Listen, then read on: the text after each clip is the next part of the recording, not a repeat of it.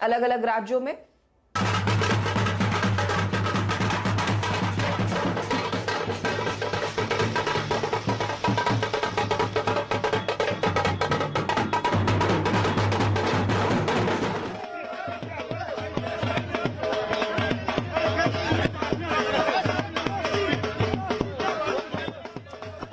जी हर्षदा, बिल्कुल। तो ये डेमोक्रेसी का जो उत्सव रहता है प्रजातंत्र का, उसकी एक झलक ये जो तस्वीरें आपने देखी और आपने पूछा कि क्या तस्वीर साफ है, तो जी हाँ, 1 बजना बज चुका है इनफैक्ट। और इस समय तक जो रुझान आ जाते हैं अमूमन देखा गया है कि वही फाइनल रिजल्ट में कन्वर्ट होते हैं। एक नजर डाल लेते हैं कि यहाँ पर क्या हाल है। तो उत्तर प्रदेश में इतिहास बनने जा रहा है। वहां पर योगी आदित्यनाथ की सरकार एक बार फिर, ऐसा कभी हुआ नहीं प्रदेश के इतिहास में कि दोबारा 5 साल रूल करने के बाद एक पार्टी और वही मुख्यमंत्री दोबारा पहुंचे हैं।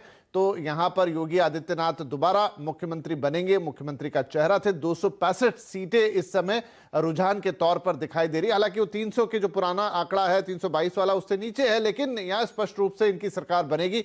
समाजवादी पार्टी ने 80 सीटों का गेन दिखाया है, लेकिन इतना गेन नहीं कर पाए।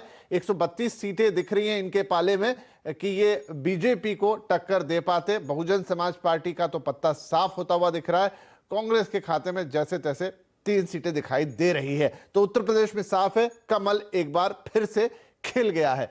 पंजाब, ये बड़ा इंटरेस्टिंग है। देखिए, कांग्रेस ने वहां जो कुछ किया, शिरोमणि अकाली दल और बीजेपी का तो लग ही रहा था कि इस बार कुछ होना नहीं है, लेकिन कांग्रेस का जिस तरीके से ड्रामा ही कहें जो कुछ चला, उसका पूरा फायदा यहां पर आम आदमी पार्टी को मिला।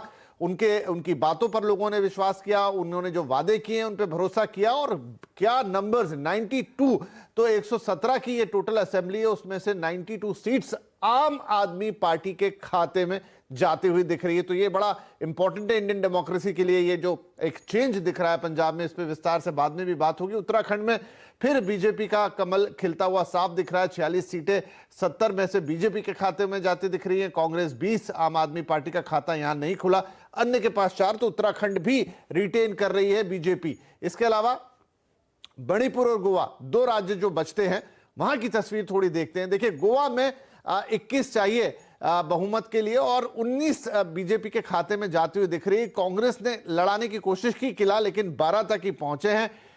टीएमसी और सहयोगी, जिसमें मुख्य रूप से तो महाराष्ट्रवादी गोमांतक पार्टी है, वहां 3। और आम आदमी पार्टी के खाते में यहां पर भी 2 सीटें जाती हुई दिख रही हैं, लेकिन अन्य के पास 4 है। बीजेपी को बस 2 सीटें और चाहिए। अभी गिनती पूरी नहीं हो सकता है कि पूर्ण बहुमत अपने दम पे ही निकाल ले, नहीं तो भी 1-2 सीटों से कमी पड़ी तो चुनाव के बाद समीकरण बन सकते हैं नतीजों के बाद।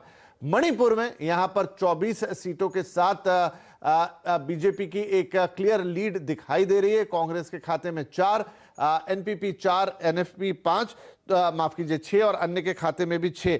तो मणिपुर की तस्वीर में यह है कि बहुमत के लिए आपको 31 का आंकड़ा चाहिए, लेकिन यहां पर बीजेपी अभी उस आंकड़े से थोड़ी दूर दिखाई दे रही। तो क्या काउंटिंग खत्म होते होते ये 31 का आंकड़ा आएगा? कुछ अन्य जगहों पर हम देखें तो 28 तक भी बीजेपी को दिखा रहे, तो क्लोज है।